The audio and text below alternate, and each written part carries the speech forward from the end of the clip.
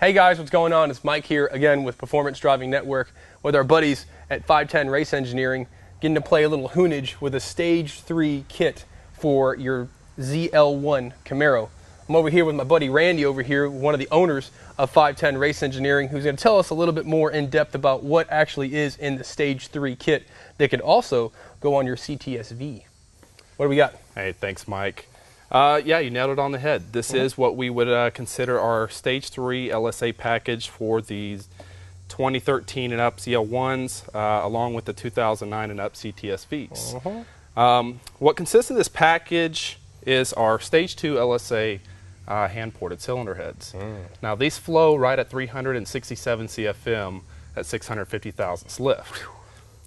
You know, with that, we've got a great cam combination, and you know, this is an automatic car that's going to be driven every day. So our objective is to retain the factory torque converter and not have any drivability issues. Yes, which is most definitely attainable.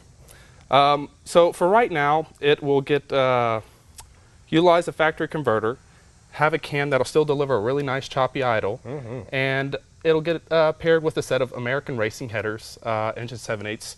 That will remain with the factory catback for now on. All right, guys, so here are some of the parts that go inside of this Stage 3 kit, and Randy's going to elaborate a little bit on what they actually are. Tell us what we got. Thanks again, Mike. You know, first off, we'll start with the pulley setups, because as anybody knows that to generate a little more power out of these cars, we can accommodate that with a pulley change. Innovators West had just recently come out with a really nice damper that has the ability to interchange larger Metco ring gear. So this is actually an overdrive for the supercharger to help us generate the boost levels we're trying to achieve. Also, as a double bearing idler to help that belt wrap, and a 250 Metco supercharger pulley. Okay. So along with that, there's been, you know, a renowned problem, people actually complaining, and what we've seen firsthand is the stock isolator that the supercharger shaft is actually bolted to is spring-loaded from the factory. It can tend to rattle and make a little noise at idle and partial throttle. This is your solution to those problems. That's your way to buck the system. Right, direct drive. So, of course, with the power that we're projecting is right at 800 horse. What's next in line? You've got to pay attention to what's going on with your fuel. We're running dual in-tank pumps. This is a factory-like setup and can supply and accommodate about to 800 crank horse. So that will be the means of our threshold for how we're setting the car up. Okay.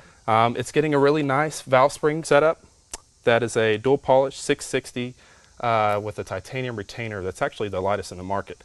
So what do you get from that? You get really good valve control. It'll also be receiving ARP head studs, because he may even want to turn it up so much more in the future. Yeah, you don't want to lift the heads.